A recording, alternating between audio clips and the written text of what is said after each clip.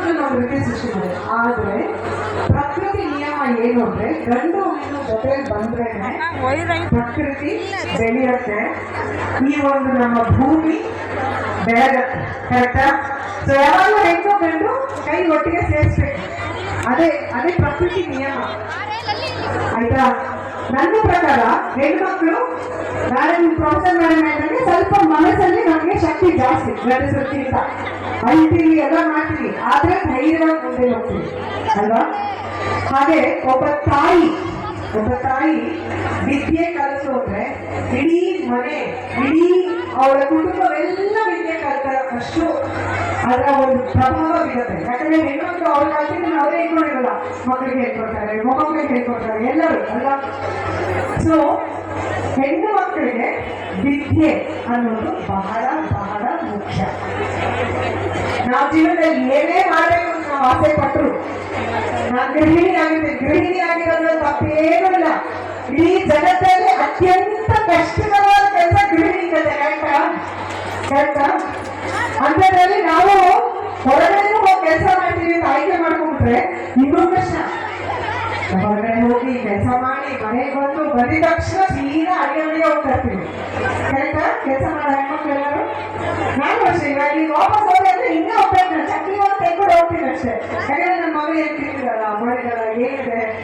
ಆದ್ರೆ ಇವತ್ತು ನಾನು ಇಲ್ಲಿ ಬರೋಕೆ ಒಂದು ಕಾರಣ ಏನು ಅಂತಂದ್ರೆ ನನ್ನ ತಾಯಿ, ನನ್ನ ಅತ್ತೆ ಅವರಿಬ್ರು ನನಗೆ ಬಹಳಷ್ಟು ಪ್ರೋತ್ಸಾಹ ಕೊಟ್ಟು ಬಹಳಷ್ಟು ಸಪೋರ್ಟ್ ಕೊಡೋದ್ರಿಂದ ನನ್ನ ಮಗಳು ಅವ್ರ ಜೊತೆ ಇದ್ದಾಳೆ, ಅವಳು ನೆಮ್ಮದಿಯಾಗಿ ಚೆನ್ನಾಗಿರ್ತಾಳೆ, ನಾನು ಹೋಗಿ ನಾನು ಕೆಲಸ ಮಾಡ್ಕೊಂಡು ಬರ್ಬೋದು ಅನ್ನೋ ಒಂದು ಭರವಸೆಯಿಂದ ನಾನು ಇವತ್ತಿನ ಬರೋಕ್ಕೆ ಸಾಧ್ಯ ಆಗಿದೆ. ಸೊ ಹೆಣ್ಣು ಮಕ್ಕಳಿಗೆ ವಿದ್ಯೆ ಅನ್ನೋದು ಬಹಳ ಮುಖ್ಯ. ಯಾಕೆ ಅಂತ ಹೇಳ್ತೀನಿ, ನಮ್ಮಿಂದ ಯಾರು ಏನೇ ಕಿತ್ಕೋಬಹುದು ಮೊದಲಿಗೆ ಜೀವನದಲ್ಲಿ, ನಮ್ಮ ವಿದ್ಯೆ ಮಾತ್ರ ನಮ್ಮಿಂದ ಯಾರು ಕಿತ್ಕೊಳ್ಳೋಕೆ ಸಾಧ್ಯ ಇಲ್ಲ. ಆ ವಿದ್ಯೆ ನಮಗೆ ಕಷ್ಟ ಅಂತ ಬಂದಾಗ ಒಂದಿನ ನಮ್ಗೆ ಊಟ ಹಾಕತ್ತೆ. ಕರೆಕ್ಟಾ? ನಾವು ಯಾರ ಮುಂದೆನೂ ಕೈ ಚಾಚಬೇಕಾಗಿಲ್ಲ. ಕೈ ಚಾಚಿದ್ರೆ ಕೈಯಲ್ಲಿ ದುಡ್ಡು ಕೊಡುವಂತ ಯಜಮಾನರು ಗಂಡದ್ರು ನಮಗಿದ್ರೆ ನಮ್ಮ ಸೌಭಾಗ್ಯ. ಆದ್ರೆ ನಾವು ಇಂಡಿಪೆಂಡೆಂಟ್ ಆಗಿರ್ಬೇಕು, ಸ್ವಾವಲಂಬನೆ ಅಂತಾರೆ ಅಲ್ವಾ? We have to be independent. ಅದು ಯಾವಾಗ ಬರುತ್ತೆ ಗೊತ್ತಾ? ನಮ್ಮ ಕೈಯಲ್ಲಿ ವಿದ್ಯೆ ಇದ್ದಾಗ.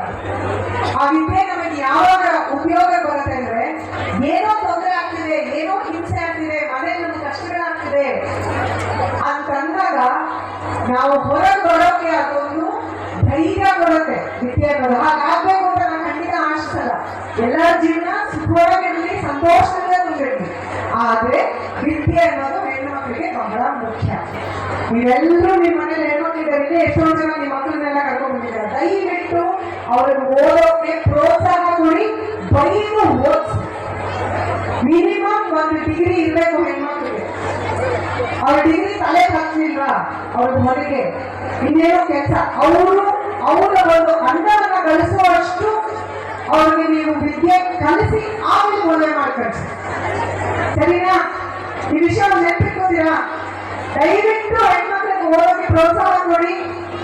ಅವ್ರಿಗೆ ಫೋರ್ಸ್ ಮಾಡಿ, ಒತ್ತಾಯ ಮಾಡಿ ಓದಲೇಬೇಕು ಅಂತ ಆ ಓದು ಮುಂದಕ್ಕೆ ನೀರಿಲ್ಲದೆ ಹೋದ್ರು ಆ ಓದು ನಿಮ್ಮ ಮಕ್ಕಳನ್ನ ಕಾಪಾಡುತ್ತೆ ಅಂತ ನಾನು ಹೇಳಕ್ ಇಷ್ಟಪಡ್ತೀನಿ. ಹಾಗೆ ಹೆಣ್ಮಕ್ಳು, ನಾನು ಹೇಳಿದೆ ನನ್ನ ತಾಯಿ ನನ್ನ ಮತ್ತೆ ಇರೋದ್ರಿಂದ ಇವತ್ತು ನಾನು ಇಲ್ಲಿ ನಿಂತ್ಕೊಂಡಿದ್ದೀನಿ ಅಂತ. ಸಾಮಾನ್ಯವಾಗಿ ಹೇಳಿದ 4 ಜನ ಹೆಣ್ಮಕ್ಳು ಒಂದ್ ಕಡೆ ಸೇರಿ ಬರೀ ಮಾತು, ಬರೀ ಹೊಟ್ಟೆ ಕಿಚ್ಚಿನ ಮಾತು, ಬರೀ ಅದು ಬರೀ ಇದು ಅಂತ. ಅದನ್ನ ಸುಳ್ಳು ಮಾಡ್ಬೇಕು ತಾನೇ ನಾವು. ಕರೆಕ್ಟಾ? ಸುಳ್ಳು ಮಾಡ್ಬೇಕು. ಇವಾಗ ನನ್ನ ಬಗ್ಗೆ ನೋಡ್ಬಿಟ್ಟು ಹೋಗಿ ಬಗ್ಗೆ ಡ್ರೆಸ್ ಹಾಕೊಂಡಿರ್ತಾರೆ, ಅದೇ ಚೆನ್ನಾಗಿರುತ್ತಾ? ಎಷ್ಟು ಮುದ್ದ ಕಾಣ್ತಿದ್ಯಾ ಬರೀ ಅಂದ್ರೆ ಚೆನ್ನಾಗಿರುತ್ತೆ. ಯಾಕಂದ್ರೆ ಅವಳು ಅಷ್ಟು ಮೇಕಪ್ ಮಾಡಿಕೊಂಡು ಅಷ್ಟು ರೆಡಿಯಾಗಿ ಬರೋಕೆ ಎಷ್ಟು ಕಷ್ಟಪಟ್ಟಿರ್ತಾರೆ ಅಂತ ಒಬ್ಬ ಹೆಣ್ಮಗಳಿಗೆ ಅರ್ಥ ಆಗೋದು. ಯಾವ ಗಂಡಸು ಅರ್ಥ ಮಾಡ್ಕೊಳ್ಳಲ್ಲ. ಕರೆಕ್ಟಾ? ಹೆಣ್ಣು ಮಕ್ಕಳ ಕಷ್ಟ, ಹೆಣ್ಣು ಮಕ್ಕಳ ಮನಸ್ಸು ಹೆಣ್ಣು ಮಕ್ಕಳೇ ಚೆನ್ನಾಗಿ ಅರ್ಥ ಮಾಡ್ಕೊಳ್ಳೋಕೆ ಸಾಧ್ಯ. ಸೊ ನಾವು ಒಬ್ರಿಗೊಬ್ರು ಶಕ್ತಿಯಾಗಿರ್ಬೇಕು, ಒಬ್ರಿಗೊಬ್ರು ಪ್ರೋತ್ಸಾಹ ಕೊಡ್ಬೇಕು. ಎಷ್ಟು ಚೆನ್ನಾಗಿದೆ ನಿಮ್ಮ ಸೀರೆ ಅಂದ್ರೆ ಏನ್ ಯಾವ ಮನೆ ಗಂಟೆ ಏನು ಹೋಗುತ್ತೆ ಅಲ್ವಾ? ನೋಡಿದ್ರಾ ಒಂದು ಸೀರೆ ಹೊಸ ಬಂದಿದೆ ಚೆನ್ನಾಗಿರುತ್ತಾ? ನಾಳೆ ಪ್ರೋತ್ಸಾಹ ಹೇಳಿದ್ರು ಅದೇನೋ ಆಗತ್ತೆ ಮೆಟ್ಲಲ್ಲಿ ಉಲ್ಟಾ ಪಲ್ಟ ಬೇಡ, ಅದೆಲ್ಲ ಏನಕ್ಕೆ ಅಲ್ವಾ? ಎಲ್ಲ ಖುಷಿಯಾಗಿರೋಣ, ಒಬ್ರಿಗೊಬ್ರು ಪ್ರೋತ್ಸಾಹ ಕೊಡೋಣ. ಯಾಕಂದ್ರೆ ಒಬ್ಬ ಹೆಣ್ಣುಮಗಳ ತೊಂದರೆ ಅಂತ ಅಂದಾಗ ಇನ್ನೊಬ್ರು ಹೆಣ್ಣುಮಗಳೇ ಅವ್ರ ಜೊತೆ ನಿಂತ್ಕೋಬೇಕಾಗತ್ತೆ. ಯಾಕಂದ್ರೆ ಅವ್ರ ಕಷ್ಟ ಮೇಲೆ ಯಾರು ಅರ್ಥ ಮಾಡ್ಕೊಳ್ಳೋಕೆ ಸಾಧ್ಯ ಇಲ್ಲ. ಆದ್ರೆ ನಿಮ್ಮ ಸ್ನೇಹಿತರಿರ್ಬೋದು, ಅಥವಾ ನಿಮ್ಮ ಅಕ್ಕ ತಂಗಿಯರಿರ್ಬೋದು, ನಿಮ್ಮ ತಾಯಂದ್ರು, ಅತ್ತೆಯಂದ್ರು ಕೂಡ ಎಲ್ಲ ಅದೊಂದು ಕಾಮನ್ ಆಗೋಗಿದೆ. ಅತ್ತೆ ಜೋಕು ಅಲ್ವಾ? ಅದನ್ನ ಸುಳ್ಳು ಮಾಡ್ಬೇಕು, ಹೆಣ್ಮಕ್ಳು ಸುಳ್ಳು ಮಾಡ್ಬೇಕು. ಅದನ್ನ ಅತ್ತೆ ಇದ್ರೆ ನಮ್ಮ ಅತ್ತೆ ಇರಪ್ಪ, ನನ್ನ ಶಕ್ತಿ ನಾನು ಆರಾಮಾಗಿ ಏನ್ ಬೇಕೋ ಅದನ್ನ ಸಾಧಿಸ್ಬೋದು ಜೀವನದಲ್ಲಿ ಅನ್ನೋದನ್ನ ನಾವು ನಿಜ ಮಾಡಬೇಕು. ಕರೆಕ್ಟಾ? ಈ ವಿಷಯದ ದಯವಿಟ್ಟು ಮನಸ್ಸಲ್ಲಿ ಇಟ್ಕೊಳ್ಳಿ. ಬಹಳ ಸೆಕೆ ಇದೆ, ಬಿಸಿಲಿದೆ. ಆಗ್ಲೇ ಅಲ್ಲೆಲ್ಲ ಹಿಂದೆ ಎಲ್ಲ ಹೆಣ್ಮಕ್ಳು ಚೇರ್ಗಳು ಸಾಲಿಲ್ಲ ಅಂತ ಅನ್ನಿಸ್ತು ನನಗೆ.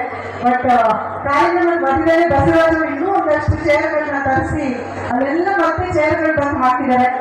ಇಂಥ ಬಿಸಿಲನ್ನು ಇವೆಲ್ಲರೂ ಇಷ್ಟು ದೊಡ್ಡ ಸಂಖ್ಯೆ ಬಂದಿರೋದು ತುಂಬಾ ಸಂತೋಷ ಆಯಿತು. ನಿಮ್ಮ ಈ ಪ್ರೀತಿ ಅಭಿಮಾನಕ್ಕೆ ಬೆಲೆ ಕಟ್ಟೋಕೆ ಸಾಧ್ಯವೇ ಇಲ್ಲ.